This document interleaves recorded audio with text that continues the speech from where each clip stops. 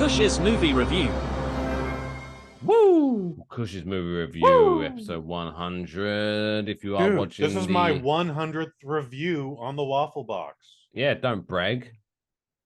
I mean, it's kind of incredible. So I've been doing movie reviews for like the last 6 Did years. we and do I a know movie I've been, review every week?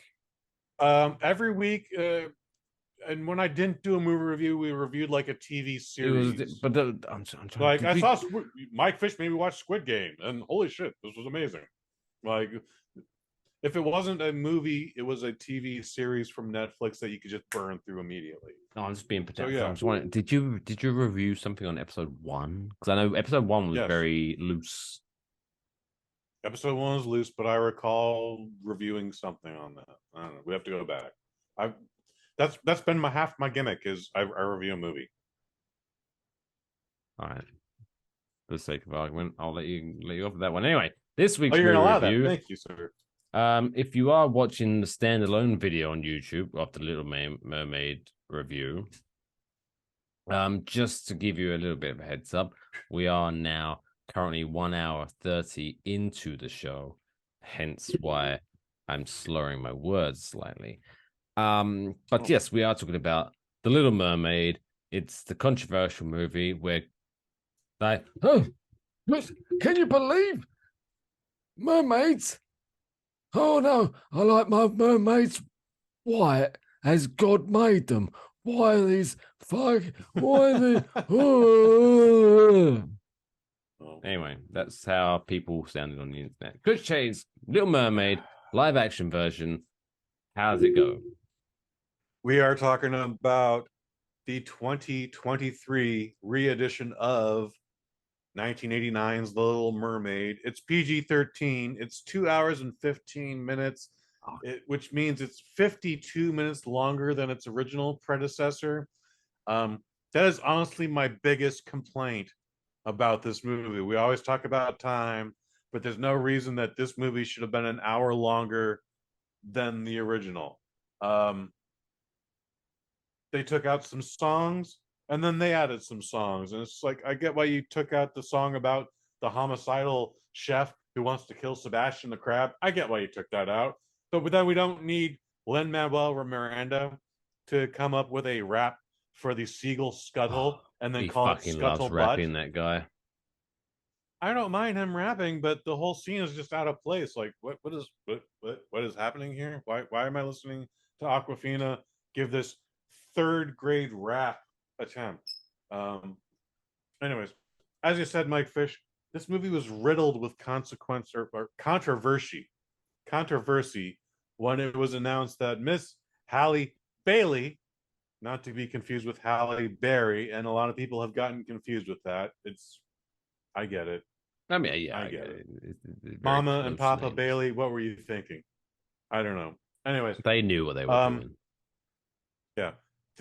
The only people who should be offended by this movie are Danish people. And I have a feeling that since 1989's Little Mermaid, they're like, oh, you mean that movie that kind of based on our book, but doesn't take place in Denmark? It takes place in the Caribbean? Yeah, who gives a shit? Whatever. She's a beautiful woman. She can sing. Okay, good. Like, that's my terrible Danish impression. Yeah, no one could give a shit about this. The mermaids are not real, you know what? Because it's mythological creature. It's a mythological creature. What Disney did right is one of the main attributes of 1989's Little Mermaid is that she's a redhead. That's it. Halle Bailey in this, her Ariel, it's a redhead. There you go. Objective. So complete. You're happy. There we go. I was happy. As long as Kush is happy with the hashtag red hair matters. Yeah. Redhead Day is coming up. August, last week of August. Get your gift ideas in. Ooh, please bring me all the gifts for the Redhead Days Festival. This is directed by Rob Marshall. If you're not familiar with that name, he did the Mary Poppins sequel in 2018, Poppins Revenge. He's also done Chicago and Memoirs of a Geisha. This is written by David Maggi, who also is responsible for Poppins Revenge, and then did most recently A Man Called Otto, but the Academy Award winner or nominated at least, Life of Pi. Again, this is based on the Hans Christian Andersen short story.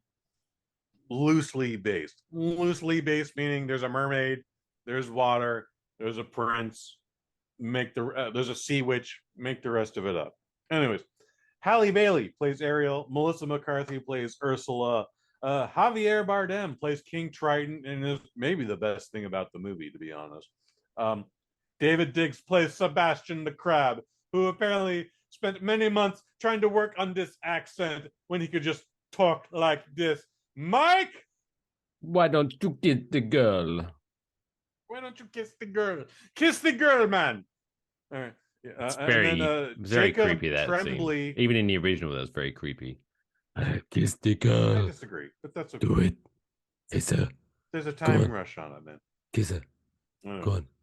You know you want to. Kiss Jacob her. Tremblay plays Flounder, and Aquafina plays the seagull Scuttle. Um, this movie is weird, and I've already said there's a time factor. It shouldn't be as long as it is. But what's She weird said. is like you've got photorealistic animals like the seagull, like flounder, who's a flounder, um, but the crab. But then it's just talking. It's like I don't know why this works in The Lion King and not here. I think because there are humans and humanoid creatures, being the mermaids, um, that when like you see like a real photorealistic crab, but its eyeballs are up here, and it's talking, it's singing, and you're like, wow, this is just weird. Yeah, this isn't sitting right. This is that uncanny valley I keep hearing about. Um, yeah, this the movie's fine if your kid who that is under the age of 10 doesn't care about, oh my god, why is this movie 2 hours and 15 minutes long? They're going to be fine. Parents, take a nap which is what my mom did through every children's film she took me to when I was 12. uh yeah, just do that. It's The movie's fine. It's okay. Is it going to win any awards? I don't think so. Should I hate it? Absolutely not. Is anything to get upset of course not.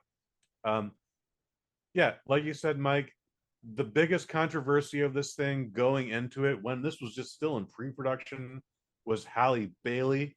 Anyone who has a problem with her can suck all the dicks. Beautiful woman. I don't know if she's a great actress, but a great singer. Like, she kills all the music in this, dude. She's very good. If you're into musicals, this is for you. You're gonna love it. Aquafina. There were I hate Aquafina from Ocean's 8. I hate jive talking Aquafina. But you know what? She hasn't been that since Ocean's 8. And then she did The Farewell, and then she was just Nora from Queens. And that is where I Big feel fan of like Nora we've from gotten. Queens. Great show. Great show. Never seen the show, but Oh, I it's very understand good. the It's whole very funny. premise. Okay, that's great. That's great. I And she like was, of Nora from course, in Queens. the Marvel movie. Shang-Chi. And guess what? Her performance in Shang-Chi is not really any different than her playing Scuttle, aside the fact that she's a seagull now. It's the same accent. It's the Same thing. same. Just this is how I talk. Yeah, I talk a little fast, and I sound like an 80-year-old Jewish smoker. But it's just how I talk. Like, I believe we're getting the real Nora from Queens ever since The Farewell. I believe she's dropped that, but I've seen in a couple of Facebook posts people like fucking Aquafina talking that black scent and blah blah, and it's like Ugh. she's actually not doing again, as So I've it, stated, she has not done that since Ocean's 8. And you can also suck all so the people are dicks. even mad that seagulls. My back in my days, seagulls were white. I like my seagulls white. I don't like No, I like think people just have a seagulls. problem with Aquafina and didn't go out of their way to see the movie, so they just assumed she's doing that shtick from shit 8 years ago now. Like, she got a lot of flack for that role in Ocean's 8, and she stopped doing that. Well, that was a I don't know bad how long she's been movie doing her stick before that. altogether. I don't have positive things to say about Ocean's 8, but she's not the worst thing about it. No, not at all. Yeah. Anyways, the movie's fine. Again, its biggest flaw is its runtime, and because of that, I have to give it a 3 out of 5. Well, there you go, ladies and gentlemen. You heard it here first. Ocean's 8, 3 out of 5. Oh, we were reviewing Ocean's something 8 got else. a much Okay. less review. I think Ocean's 8 got like a 2 out of 6. If anything, close to that. That was when I was reviewing things on a scale of 6. But yes, I just feel that would need to. I need to say, like, the point is, people. I'm sure people who listen to this and watch this don't give a shit because they're great people. Because you know, what I mean, they're great people in the world. But yeah, there are people like for example, I mean, people like, get if they, you know, they were gonna, oh, we're gonna make a film about Elvis, and as Elvis, we're gonna star Kevin Hart.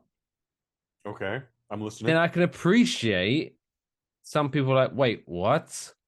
That doesn't make any sense because Elvis was a real person. The Little Mermaid, Ariel, is a mythical creature.